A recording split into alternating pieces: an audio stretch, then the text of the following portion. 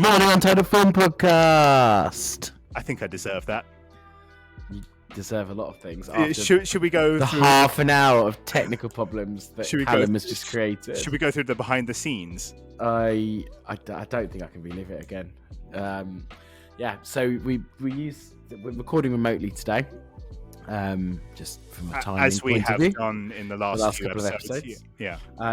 And the software we used has imposed a new limit. You can only use a certain amount of recording hours a month on the free plan. So I said, all right, Callum, this will be easy. You make an account and send me the link and we'll do it from your end. Half an hour later, here we are. Probably more like 25 minutes because we started on the last episode. Well, we started with I will give you 25 minutes then. Yeah. So because we chatted a bit for the first kind of at 8:30, so that was like the 5 minutes. While Callum was scrabbling around trying to fix it from his end, and I was slowly dying inside, I've managed to send him pretty much the whole of the lyrics to Comfortably Numb. I noticed that because I was scrambling around for a minute, and then I looked down, and there's about 10 new messages. I see. That's very funny, very witty. But anyway, we are here. Took me a minute to figure out what it's been a while since I've heard Comfortably Numb, so I thought, what the hell is that? Oh, yeah. Of course, Comfortably Numb. Yeah. So, hello. Is there anybody in there? Yes. I completely forgot about that song. Is there anyone home? For about 5 minutes. Anyway. Like, what the hell does that mean? So this is what I have to put up with. Usually I don't have to do this. So usually I'm just kind of sitting back and watching you press a few buttons, and I'm fine with that. And then suddenly it's time for me to get to work. It's like, work? I didn't sign up for work. And so my nice plan of going to bed early has gone out the window, which is slightly annoying, but there we go.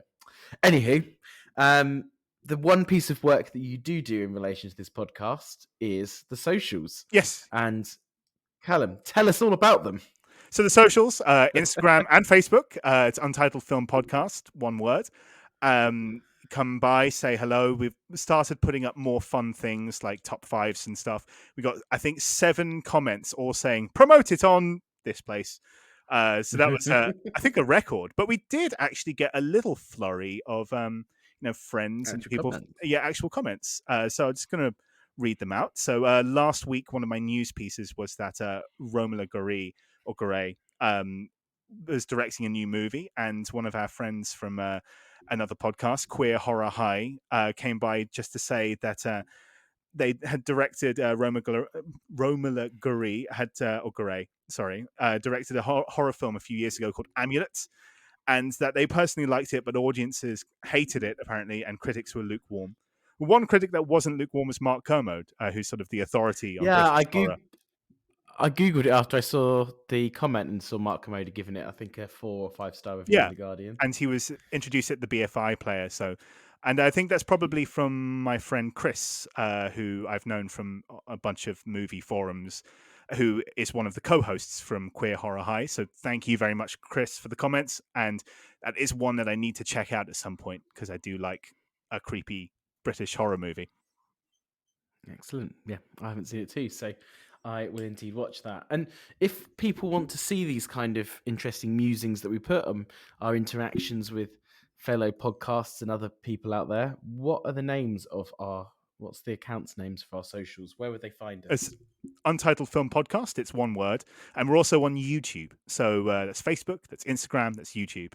And there you'll find us. And we've just started putting up more fun things.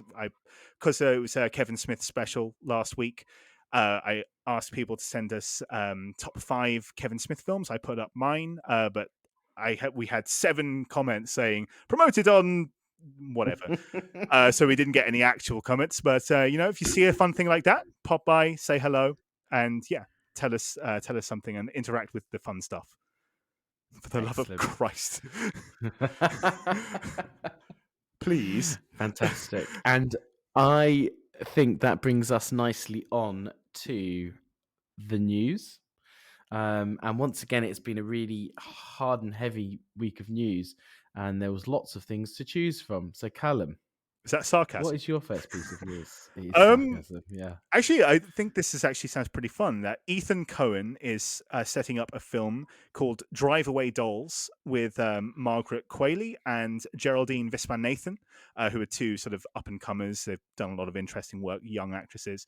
So the plot is that it's going to be written by Cohen, who's kind of for a while been working kind of on his own. Actually, no, I think that's Joel Cohen who did the Macbeth and stuff like that. So I think this is the first for Ethan. Drive Away Dolls follows Jamie, an uninhibited free spirit who is bemoaning yet another breakup with a girlfriend, and her demure friend Marion, who desperately needs to loosen up. In search for a fresh start, the two embark on an impromptu road trip to Tallahassee, and its co-stars Beanie Feldstein, Pedro Pascal, who's the it guy at the moment, Bill Camp, and Matt Damon. So actually sounds pretty fun, and I'm looking forward to seeing what Ethan Cohen does without Joel. Yeah, interesting little cast there. Yeah. Absolutely.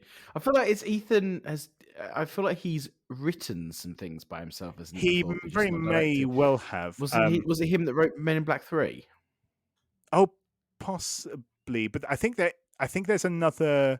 There's either another Joel Cohen out there or another Ethan Cohen out there who is There's sort of one more of that a writes the hack for hire. Garfield. Yeah, yeah, but Yeah. that's not the person that wrote Men in Black 3. Men in Okay. Black Maybe. 3 was Maybe. one of the To Coen be brothers. honest, I didn't know that he had written it, but I know that they didn't they write Gambit, the remake Yeah, of Gambit. Ethan Cohen Oh, interesting. wrote Men in Black 3.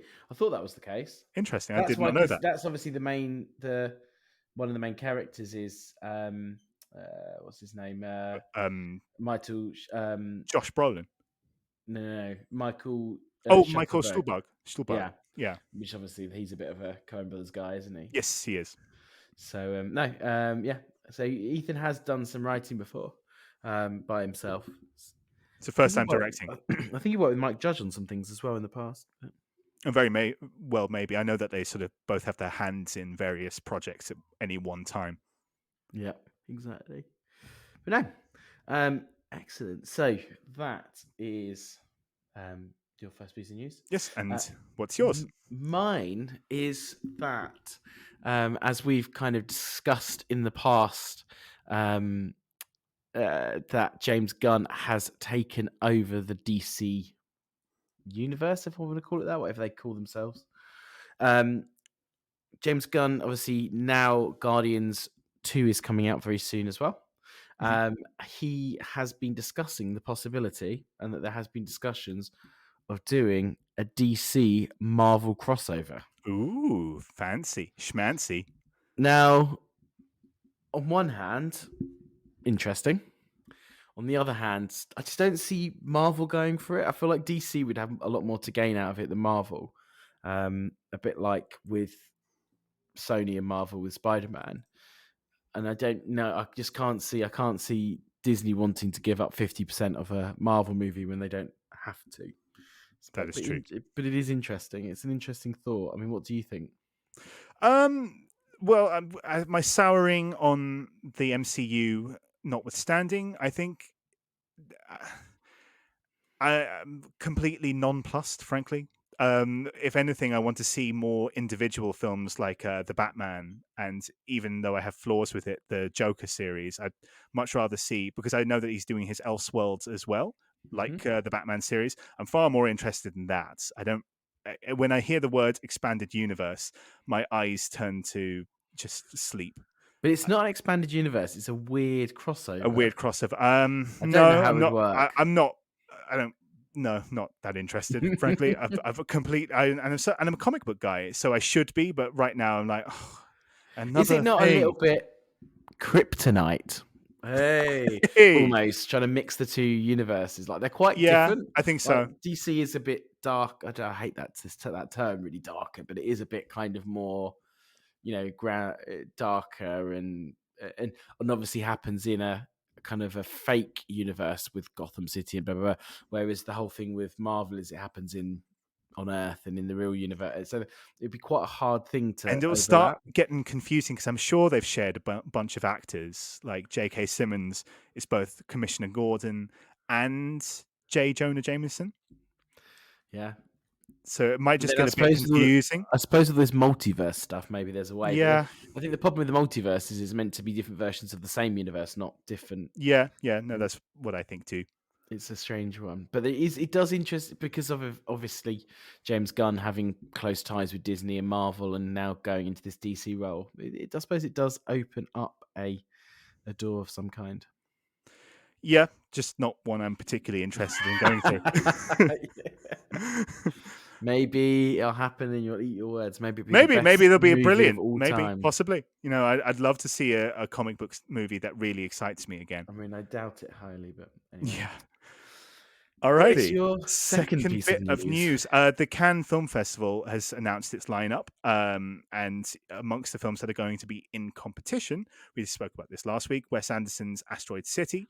That's going to be heading up the competition, but there's also going to be Jonathan Glazer's The Zone of Interest, Todd Haynes' May December, starring Julianne Moore and Natalie Portman. Hirokazu Koreeda's Monster, Alice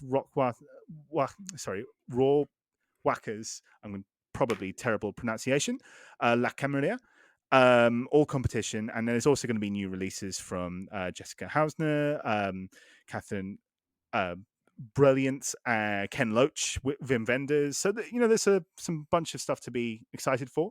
Every year, the Cannes Film Festival is a bit of a mess, but it's always an exciting one, and it's fun to see how these things go down. Yeah, it's a weird place, isn't it? People like films, people boo or give standing ovations. Then when they come out, people are like, "What were they on? What like Yeah, this film's mediocre or this yeah. film's great?" Or so yeah, Yeah, what was all interesting that to about? see. Or there'll be one film that's really offensive and people will be vomiting and booing and saying it's the worst bit of trash ever, and then it'll come out and it's like, it's all right. Like The Killer Inside Me or The House That Jack Built. All Yeah, fuss over nothing. I mean, the house that Jack built was quite lazy, if you ask me, but that's another story. Yeah. Yeah. Anyway, but yeah, no, it's a weird festival, but it'd be interesting to see what comes of it. Mm-hmm. Totally. In my week of struggles to find news, I have gone back to the well that is DC, Oh, yeah? and Todd Phillips has been posting pictures of your favorite movie ever's sequel, Hmm. The Joker 2. I still need to give it a second chance because I think at the time it came out, there was all that incel sort of discussion about it, and I didn't give it a fair shake, but I haven't gone back to watch it, so I'm fully willing to admit that it's one to revisit. I think my issue with it is it just doesn't live up to the hype. I don't think it that stuff didn't. Well, it bothers me. Incels bother me. Sure. But the that I can leave that at the door. I just didn't think it was that amazing a film. It was like it was a film that thought it was a lot better than it was. If that makes sense. Hmm. It has moments that are good, but it also has at times I think it's too long and flabby and boring. And then I don't think it really ever land. It kind of like half makes 5 points and doesn't really land any of them. Yeah, that was Um, an issue I had with it as well. it kind Never of really cemented on one thing. no, it wants to be a big film of big ideas, and it kind of just goes bleh. And I just don't think it. Yeah, because of that, I just don't think it's quite as good as it should be. But interestingly enough, and obviously she's had some fantastic turns. Lady Gaga is going to be Harley Quinn in it. That Just is to interesting. I yeah, am quite interested to see how that works because I like Margot Robbie, and she's of course been the person to do it. But be interesting. She'll be the next person to have several people play the same character. yeah, exactly. It's a strange one. It is strange because I think there's going. Unfortunately, I think it doesn't. It seem to be that. Um, what's his face? What's his Idiot. face? Um, the other Joker of recent times. Oh, Jared Leto. Yeah, that idiot. He is. Isn't he? Aren't they going to let him be the Joker again as well? I think in Yeah, I something. did hear some rumblings, but they've got so many projects kind of going on at once. Like, there's so many different iterations because they're allowing Batman to be Robert Pattinson, but Mm. also Ben Affleck, but also they're But is bringing Ben Michael Affleck Keaton back, or back. is he getting kicked out? And Michael Yeah, Keaton well, just that make the might be a fucking movies one-off. up. Yeah, I Yeah, think it is yeah, a one-off. exactly. I just don't really get. I mean, I've gone into this rant before. I don't really get what's going on with DC. Like, for all Marvel's faults, at least they have a singular vision, I suppose. Yeah. Yeah, I mean, it's a bit of a tricky one, of course, because it's the start of a thing. So it might take a couple of years for James Gunn to sort of properly lay out his plan. 100%. I mean, this was half Joker 2. Yes, and this is Or another whatever Elseworld. whatever it's So called. this Yeah. Joker series. So they kind of can't stop films that are already in production. So they're stuck Well, between they a did rock and a stop. hard They place. stopped Batgirl. Yes, they did. That was annoying because that seemed like it could have Seemed been good fun. interesting. Yeah. Anyway, enough of my superhero ranting. I think it's becoming a weekly occurrence. Maybe I think so. At least for the last month or so, it has been. I'm just fucking fed up of them being. I liked superhero movies for a bit because they were doing some good ones, and it just has all been blah of late. And I think I'm just annoyed. I think they could be better. Maybe Guardians 3 will relight my buzz for superhero movies, but I'm well and truly out of them. Yeah, I think Guardians 3 could be okay, but just We'll wait and see. Yeah. I also thought Thor 2 was going to be good, and it was at best a mid. So Yes, very much so. Very much so. Anywho, I think that probably rounds up the news for this week. I think so, and my brings weekly us rant. on to the new and the old movie. So, Callum, what are our movies of the week? So we're doing a Vietnam themed week because, in fact, even more to drill it down even more, a Vietnam movie filmed in Thailand week. filmed in Thailand. Movies were filmed in Thailand. Sorry, a Vietnam movie filmed in Thailand that are critical about news coming out of Vietnam to soldiers and civilians. That start off with a quite comic and turn quite dramatic and serious. Yeah. Yes. I think thematically we've nailed it with I this think, one. I think that was accidental as well. So the first one is a fairly new movie, The Greatest Beer Run Ever, which is on Apple TV Plus, and we've talked about a couple of times. We have, previous. And it has Zac Efron and Russell Crowe in the cast, and also pairing that up with Good Morning Vietnam, which is why Johnny did the ear piercing. Good Morning Vietnam. Ouch. That's how you have to say it. Yes, but not into this microphone because that hurt. So that's it. And should we kick off with The Greatest Beer Run Ever? Who wants to take this synopsis? I don't mind. Do you want to do it or shall I? Yeah, I'll go for it. So The Greatest Beer Run Ever is about a guy called John Chicky Donahue. It's the late 60s. It's in New York. And all of these layabouts, these kind of drunk wastrels, are just hanging around in the bar. And all the while, there's news coming out of Vietnam, and they're kind of very critical of this news coming out of Vietnam and saying if the soldiers saw this critical news, they'd just be completely downhearted. And Chicky, he's a wastrel, but he has a good heart. He's a seaman most of the year, but in times when he's not a seaman, he stays at home, living with his parents, staying up until all hours, going to bed at 3 or 4. But him and his friends, the other drunk wastrels, are getting really downhearted, and there's constant news coming back about friends of theirs and neighbors of theirs that have been killed, and they keep having to go to wakes and funerals. And one day their bar friend, the guy who runs the bar that they all go to, where they're all regular, played by Bill Murray, says that if we could bring those boys just a beer, I think it would really cheer them up. And Chicky, being this sort of like almost a bit of a con man, a bit of a Del Boy like figure, he says, I'm going to do that. And he does. He gets himself onto a boat. He packs a rucksack full of beer. And really terrible beer. Really terrible beer. What's it called? Something Blue Stripe. Oh, Pabst Blue Ribbon. That's the one. Blue Ribbon. And awful beer. To be honest, I've never had it. But I was once on a flight, and they had some beers, and I tried all of them. It was an American airline. It wasn't American Airlines. It was an American. I think it was United. And they come round, and they were serving the beers. Like, what beers have you got? Oh, we've got Budweiser. We've got this. We've got Pabst Blue Ribbon. And I was like, oh, I've never tried that. I'll try that because I like to try different beers. And the look that I got of horror from the stewardess, and it was not good. But anyway, that's side there. Yes, so it leads to a series of adventures in Vietnam where he goes to find each one of his friends that he knows to bring them a beer, and each story leads to a slightly different altercation. And Johnny, what did you think of The Greatest Beer Run Ever? Yeah, it was all right. I knew you were going to say that. But it is, I think, a very good review of this movie. It, I, it works. It's flabby. It's too long at points. It kind of doesn't know what it is and tonally shifts awkwardly halfway through the movie. It's probably, I would say, it's meant to be a comedy, but I don't think it's quite funny enough to be a comedy. But I think towards the end, it tries to become a bit more serious and dramatic, and it's not quite serious or dramatic enough to be a drama. I feel like all of the acting is pretty phoned in, but it looks good. The sets are well done. It's well put together. It's reasonably well shot. I think all the characters are likable enough that it kind of hangs together. And yeah, I think overall, it's a watchable, middle of the road war movie that doesn't do anything particularly exciting or new. But it's not like so horrendously bad that it's unwatchable. How about you? Yeah, kind of the same. I mean, it's really hard to review a film that's so aggressively middle of the road. Yeah, it's so mid. I mean, there's nothing about it that's particularly good. It doesn't really succeed in anything it tries.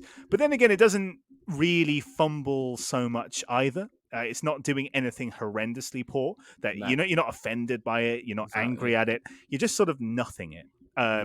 So it's, It got quite mauled by the critics as it well, did. and I don't think it quite deserves that. I No, think it I was a don't think bit it mean. did either. It's directed by Peter Farrelly, who's kind of attempted this kind of stuff before. He's the director of Green Book.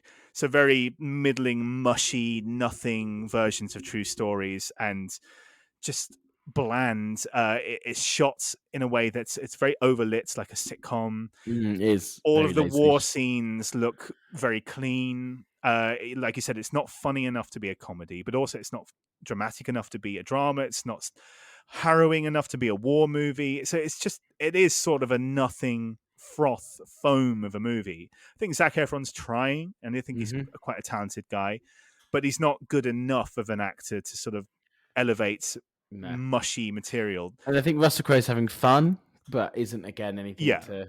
I mean, it's nice to see him in this period of his career where he's, put on a lot of weight and is becoming the supporting character actor stage of his life. But he's not good enough either to elevate the material, and he's not in it long enough to be anything. So yeah, it's just a movie. It's like cappuccino foam. It's like it's not unpleasant. It's not anything. It's nothing. It's a nothing movie. And if anything, that's sort of the worst thing you can say about it. And it's really hard to review because there's nothing really to latch onto to say, well, there's that bit terrible, that bit brilliant. I kind of think one of the big problems with it is obviously there's been so many really good Vietnam War movies through the years. Mm-hmm. Obviously, it's something that is very kind of but it's a big scar on America and American psyche in the way that I think that Iraq probably is both to the UK and the US. It was a big mistake, and people still, Iraq was 20 years ago. Vietnam was 60 years ago now. Yeah, 50, 60 years ago, depending if you're looking at the start or the end. And I think it's those things have scarred so many people, and those places are still healing. And because of that, it's a very deep subject, and it's a very deep well. And I feel like this movie has gone to this well with a thimble and taken a small thimble out of it and sipped at this thimble, and it doesn't quite do the stories that are there to be told justice. And there's no meat because the kind of the big dramatic push of the film is Chicky's realization that because everybody's War's not good. Yeah, exactly. Because everybody at the start of the film is critical about the news coming out of Vietnam, and that's sort of the big kind of push. It's like they shouldn't be sending these stories. They need positive stories, not negative stories. And then he goes over and goes, you know what? Maybe those negative stories are actually the way to go because that's what's happening over there. So, wow, what a big dramatic Yeah. twist. Like People lied about the Vietnam War and how it was going back in America. Shocker. Yeah, it's such a nothing. And it's because the main character is a bit of a dumb shit, but also it's a bit like that film with directed by Sean Penn, not On the Road, but Into the Wild, where Oh, the yeah. main character is like, you can't Come on, mate. yeah, come on, mate, come on, like, what are you doing? You kind of think at some points maybe this guy deserves to be shot. Actually, I mean, this is pretty stupid. Yeah, he's like putting loads of people's lives at risk. Yeah. Puts his friends directly in harm's way because of his journey to bring them all a beer. And at one point, somebody says to him, they got beer out here in Vietnam. And, that. Probably nicer beer as Yeah, well. probably. That could have been an interesting story. Dig into that more. Dig into the story about how he's actually doing a lot more harm than good. And this isn't a nice story. This is just about an idiot. And that never gets rescued. It feels like an anecdote. It doesn't feel like a full movie. And then at the end, it's that kind of like trying to rescue it by he realizes that he was a bit of a dumb shit, and maybe that he meets this journalist and that the war is bad. Yeah. Yeah. And there's a little thread as well about how he encouraged a friend to go to Vietnam when he was audibly scared. This friend was saying, should I go? Should I not? And he said, no, yeah, definitely go. And okay, that's a mild thread. If this were a 30-minute sitcom that's doing a slightly more dramatic episode, that would be a really good episode. How Uncle Frank, a very special episode. Yeah, very special episode. Uncle Frank in the very 90s sitcom, Whoops, I Dropped My Trousers, relives the trauma of telling a friend he should go to Vietnam. That would make a really tear-jerking 30-minute episode. It does not make for a 2-hour movie. But on the other hand, overall, it's fairly inoffensive. It's inoffensive completely compared to Green Book, which is incredibly. Yeah. Yeah. There really is just nothing here to really get mad about, nor is there anything to get happy about. So it's just aggressively nothing. I would agree. Just beige the movie. And I think on that very beige note, it's probably time to have some adverts. Hello and welcome back, and it's time to listen to Good Morning Vietnam. If you do that, I get to say, well, I'd buy that for $1. It really hurts. Anywho. See how I don't turn his microphone off or the things that he does to me? Because he doesn't know how to. Yeah, probably. We just cancel that, delete the whole the whole episode will just go through. Anyway. All right, tell us about the next movie. So, the next movie is Good Morning Vietnam. Those 55 subscribers dropping like flies. Yeah. So this is a movie starring Robin Williams as the lead actor and a whole host of other people, including a very young Forrest Whitaker. Yeah. He was very good. He stars as a person called what is his name? Adrian Crowner, Crowner? I think it's Croner. Yeah, I think it's Croner. Like the donut and croissant combined, called a cronut. Croner. He is actually a real person, although quite different, I think, to the person who is who Robin Williams portrays in the movie. I think pretty much in name only. Very much so. Very much so. I was reading some of the trivia. Yeah, same.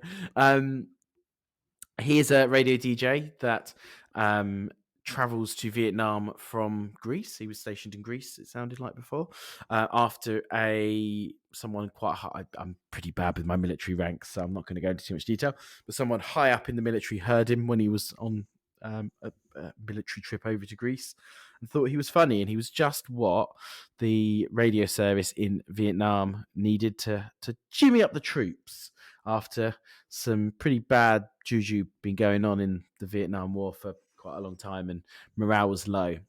So Adrian Croner goes in and immediately puts the nose out of the two people in charge of him, as they are classic kind of 80s frat movie stick in the muds, whether that would be a dean or somebody who was in a fancy posh boy fraternity, those kind of people. They don't like the cut of his jib. As one of them said at one point, I don't like your politics, I don't like your shithousery. He didn't say shithousery. I don't like your music. I don't like anything. He comes and he starts playing this rock and roll, and he's constant Joker second, boom, boom, boom, boom, boom, taking the piss out of the military and everything. And he arrives to put a smile on the troops' faces, but very, very quickly learns that wars are not fun. And some bad shit happens around him. Along the way, he meets some Vietnamese people who he befriends. First off, because he seems to quite, what's the word I want to use here? Stalkerishly chases down a Vietnamese woman, and her brother takes a disliking to this, but then him and her brother become thick as thieves, which becomes an important point later in the story. And he continues to go on making his radio show, pissing off the above people, and learns some lessons along the way. Yes, he does. So what do you think of it, Callum? I think it's a good movie with an exceptional performance. It's not a perfect movie. Like, firstly, let's bring up one of the big elephants in the room, is that Robin Williams is kind of a sex pest in this film. Mm-hmm. Like, good Lord, leave that woman alone. She's told you no something like 11 times. Stop pursuing her. It's getting weird.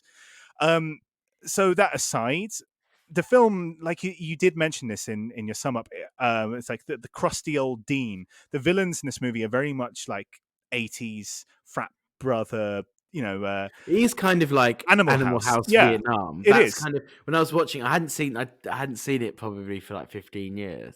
Probably about 15 years. And I was like, this is like Animal House Vietnam. Yeah, no, absolutely. It definitely is. And so the movie is kind of structured in sort of an odd way, because it's Robin Williams doing stand-up in the booth. And then as soon as he leaves the booth, it sort of becomes a straight movie with a semi-comic or dramatic dramedy performance. And it's a really good one. Robin Williams deserves his plaudits. This is his first Oscar nomination, which he would eventually get many and eventually win for Good Will Hunting. And it's completely deserved. It sort of stationed a point in Robin Williams' career when he could sort of explore both drama and comedy. And this was sort of the turning point for that, because an Oscar nomination like that opens doors in that way. But the film itself it's not mid like The Greatest Beer Run Ever. It's better than that, just because Barry Sonnenfeld is a better director than that. Actually, no, sorry, mixing up my Barrys. Barry Levinson, sorry. Barry Sonnenfeld is the director of Men in Black. He's a better director than that, and in the 80s he was having a pretty good run. I mean, he started the decade off with Diner, and he would go on to make some pretty darn good movies of that decade. So he knows how to make a fun movie. It's just that the movie that he's in is pretty standard stuff.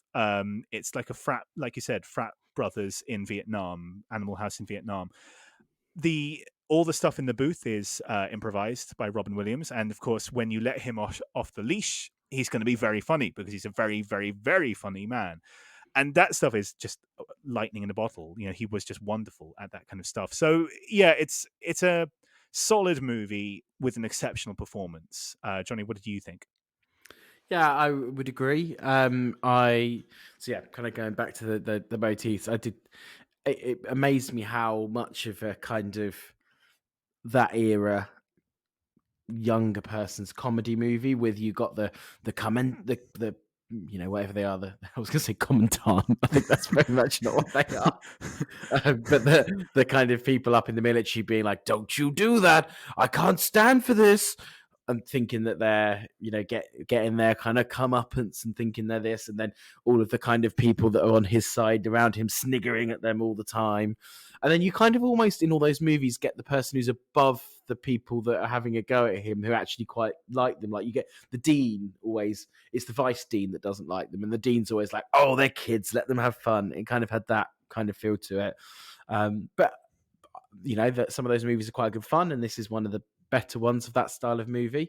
There's a lot of mash thrown in there as well. That kind of, again, that kind of quite quick-witted, but in a dark situation kind of vibe. And what it does do, which those, Van Wilder Party Liaison, which has been new, admittedly, or Animal House, those National Lampoon kind of movies don't do or can't do is it does have a bit of levity to it. So it does have, it's a doing something like that and being kind of fun and frivolous in a war zone. It may help morale and it may make people happier and things like that, but it doesn't take away from the fact that they're in a place where people are dying and people on both sides are dying and that people have different opinions on, and and it does actually allow there to be a bit of more complexity to it. So it's a more interesting movie than a lot of those those kind of the kind of movie that structurally it seems to be based upon. And like you said, Robin Williams is impeccable in it. Everyone else is solid and supports him well and kind of gives him a structure to do that in. But actually, I didn't like it as much as I liked it 15 years ago. I think some of the there's some bits of problematic. Some of the things he says I almost find a little bit problematic at times. Again, it's meant to be what someone might say in the 60s. So and it was made in the 80s when it was made in the 80s. Yes. So, you have to take that into account. And the same thing, like I think now if you had a character acting that kind of almost possessive of a woman, that would be problematic. But yeah, and I think is that what that creeped me out a bit, which probably again when I watched it 15 years ago, maybe I didn't think quite as much. I probably did think it, but I probably didn't think it anywhere near as much as I think it now. So there were things that detracted from it for me, but that Robin Williams performance is one of his best. I wouldn't say it is his best. There's 2 or 3 others that are kind of maybe slightly better, but it's a really good movie from that point of view. I'm a bit of a sucker for a Vietnam War movie because I just love that area of Asia and love it aesthetically. And as I said, it was filmed in. I could tell it was filmed in Thailand. I know what the buildings in Thailand. I used to, for those who don't know, I used to live there, so I know what the buildings in Thailand are. There's these certain type of bridges they have which they don't have in Vietnam over the rivers and the canals, and I could tell I was like, oh, that's a Thai bridge. That's a Thai pipe. The way that pipe is done. So yeah, I kind of am a bit of a sucker for that kind of stuff as well. So no, overall, I really like it and I really enjoy watching it. But there are some reservations. Yeah, certainly some reservations. Also, comparing the 2 movies, they both have themes of news getting out of Vietnam and into the ears of soldiers and or civilians. We're lying to people. What? And censorship. Yeah, and censorship and everything like that. This one handles it a lot better by, Mhm. well, firstly by making Robin Williams central to the drama, even if the drama itself is a bit convoluted because it has to do with his friends that he makes, the brother, and how it's personally linked. It's a bit convoluted, but for a movie, it's solid enough, and you find yourself caring a lot more because the character is personally affected. It's not like in Greatest Beer Run where it's like, this news might annoy people who we don't see in the movie. Oh no. This way, you have a slightly stronger link.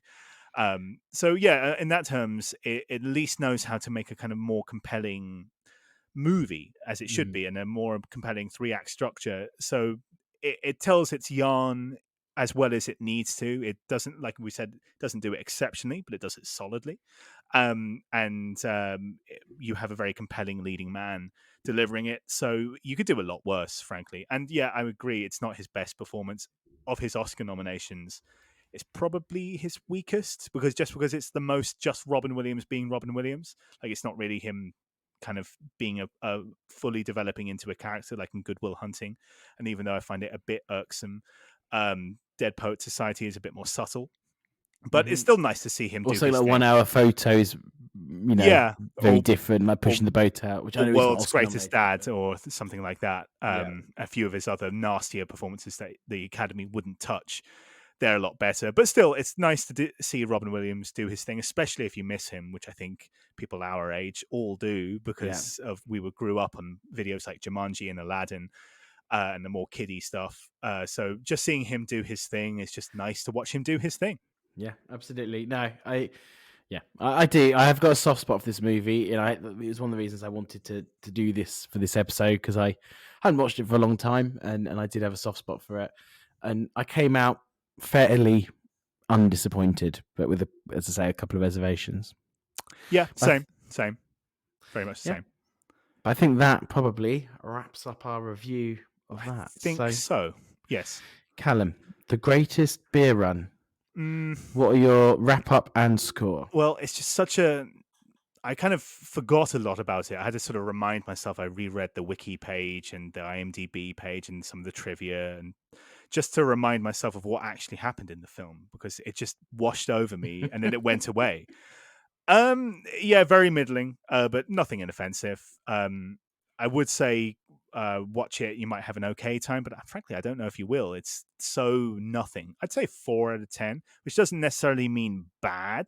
If 4 out of 10 just means it's, there's nothing, there's no meat there. I think personally, it's okay acted. It's an okay story, but it's not that long a film. But it felt a bit too long. It's okay shot, but nothing. Again, like you say, it's a bit kind of a bit washed out. It's literally the definition of okay. Yeah. So I can't say I didn't half enjoy it. It was fine. If you want a movie where you don't have to pay too much attention to it, but like it would be good on a plane, or it was good in, on a Sunday, lazy Sunday, or where you might be scrolling through your phone at the same time or something like that. So I'm going to give it a 5. Yeah, I'd be annoyed at it if I paid to see this in the cinema. Yeah, sure. And I think that's probably why critics were against it, because critics see films in a much different light. They probably didn't see it on a Apple Plus. They probably went to see it at a screener, like with all the other movies. What a waste of my 2 hours, because I couldn't sit there on my phone. Yeah, exactly. So, yeah. I would say, I'm going to give it a 5. I'm going to give it a little bit more than you. Okay. And good morning. It's not funny. I'm going to say that good morning. with the strength of Robin Williams' performance, delivering a solid movie. So the movie itself is 6 out of 10, but it's got an exceptional performance in the center, which bumps it up to a 7 for me. The story, it does its job. It's a solid movie. It's not of the 80s Vietnam movies, of which there were many. This is not one of the masterpieces, but you will come away from it liking it because of Robin Williams, despite its flaws. So it makes a solid movie a bit more solid. So 7 out of 10. Yeah, I would agree with most of that. I think it's a solidly structured comedy movie with a little bit of depth, I suppose. But an amazing central performance from Robin Williams. Incredibly funny, all the stuff where they've let him off the leash. Robin Williams was someone with a lot of heart, very heartwarming, someone that you really kind of felt affected by the characters. I actually quite liked a lot of the secondary characters. I think they did a good job of supporting him as well, and were believable. And even the villains, they did their job well. So exactly. Bruno Kirby is someone I'm a big fan of, and he was in When Harry Met Sally. He's a dependable 80s guy. 80s kind of comedy foil. Yeah. Straight man to very much so. Comic foil. Yeah, I agree. So I would I because I just like Robin Williams' performance so much, I'm going to give it an 8 out of 10. Okay. Yeah, so that was at a 4.5 and a 7.5? Yep. Nice. Right. So cool. I think that's a good little score there. So yeah, 2 movies. One which I would say is definitely a watch, available on Disney Plus, and the other, if you've got something spare to do, it's on Apple Plus if you really want to. And with that, I think it's time to say goodbye. Until the Film Podcast. Later.